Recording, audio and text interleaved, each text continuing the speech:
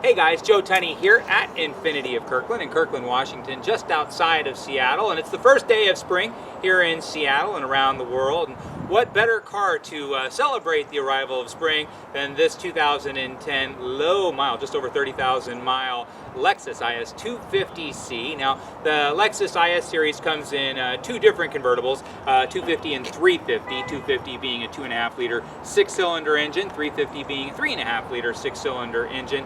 There is a pretty significant power differential between the two, and I've read a lot of the reviews on the IS250 and they're pretty lukewarm at best. Most of the stuff that I read, they always talk about, yeah, the car's only got 204 horsepower, less than 200 foot-pounds of torque. The way that the retractable top works forces a little bit of a different look in the rear hindquarters of the car and gives it sort of an ungainly look.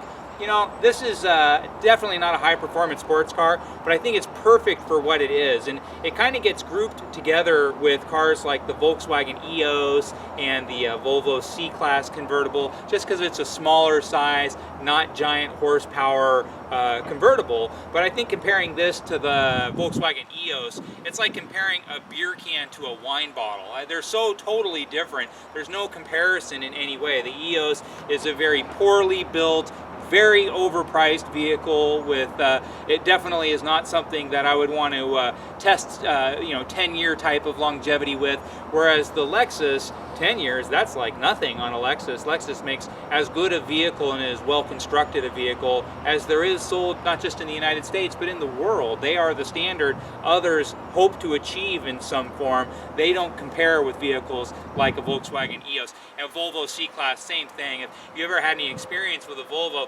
80, 90, 100, 110,000 miles, they are kind of the problem children in the used car segment for all car dealerships. Anybody who's ever handled higher mile Volvos, especially C-Class convertibles, know that they can be extremely expensive to deal with. And if customer service is something that you're at all interested in, you try and steer clear of cars like that.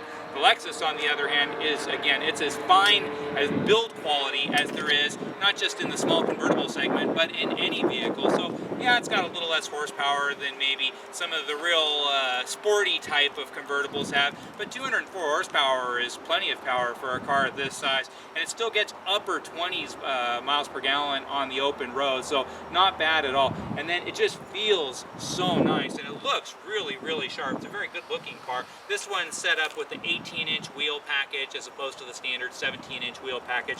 This particular car has some nice Michelin tires as opposed to maybe a lesser brand. Let's take a look around this particular vehicle. Sharp color combination, really looks nice on the convertible.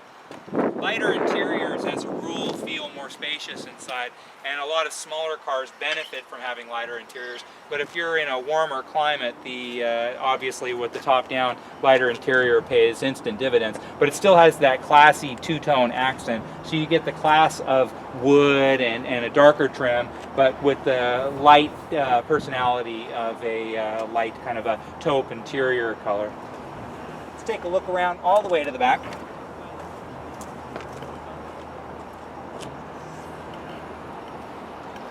Now, this is a little bit of a fussy contraption here, and all these convertible, retractable hardtop vehicles have something like this.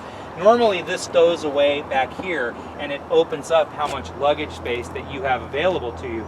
But the convertible top doesn't know if there's stuff back here, so what it forces you to do is to put up this screen right here, and then it limits just how much trunk space you have with the retractable top in the down position.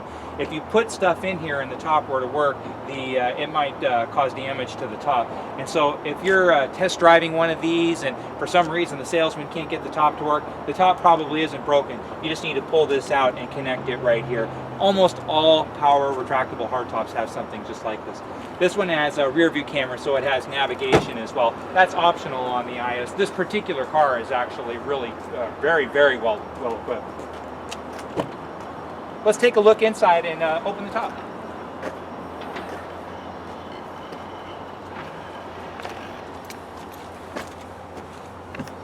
One of the other complaints about the IS is the top doesn't open all that fast compared to other convertible hardtops. And I'd have to agree, it's a little bit slow. Really not inordinately so. You can see behind the rear headrest it has integrated rollover protection as well. It has a couple of neat features with the convertible top down.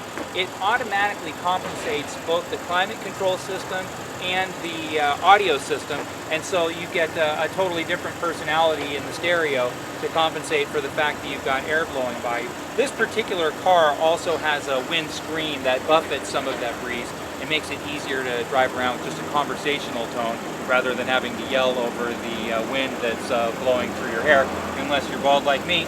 And it also, the climate control system, it automatically compensates for the fact that you just need more air, especially if you're driving through cold weather. You want more and more instant gratification with the hot air blowing at you, and it does all of this automatically. Then also it has heated seats and air-conditioned seats. Air-conditioned seats, I'm not really a giant fan of it. I mean, I have it in my car and I never use it ever. But in a convertible, you'd probably use it all the time, actually. If it's hot outside, you're in your shorts, it's kind of hot and sticky outside, you turn those air-conditioned seats on, that's really a cool feature, actually. That's kind of a must-have feature in a convertible. Then this one also is set up with paddle shifters. Now, stock, this comes with a manual transmission. You'll find like none of these with a manual transmission. But with these paddle shifters, although I'm not a giant fan of paddle shifters, it works in a car like this where you're trying to bring out every last little bit of power. I mean, it's 0 to 60 in about 8.5 seconds. So again, it's not particularly extravagant acceleration, but it's very practical, it's very sensible, and for 99% of the people and 99% of their driving, it's going to be just fine. And 100% of the people like high 20s open road fuel economy, especially for a heavier, well-built vehicle like this. It's not particularly big, but it feels big, it feels strong, everything opens and closes nice. Navigation unit on this is first class, all the buttons and dials work, Lexus typical precision. It's a neat car, it's a great looking car. Lexus comes with a beautiful warranty for your 60,000 miles bumper to bumper. Now, it's on the far side of that, but 670 powertrain warranty, so it has probably 2 years or thereabouts of powertrain warranty for free from Lexus, and it just transfers with the car. You don't even need to do anything. You show up at the Lexus dealership, say this is my car, and they just fix it. It's that simple. If you have any questions about this particular car or any Lexus or anything we have here at Infiniti of Kirkland, or maybe you just want to see a copy of the shop report, I can always just scan that to your work fax or email or whatever it is that you prefer. My name's Joe Tunney. I'm the sales manager here at Infiniti of Kirkland. You can call me anytime, 425-821-1600, or just drop me an email at joet@infinitiofkirkland.com.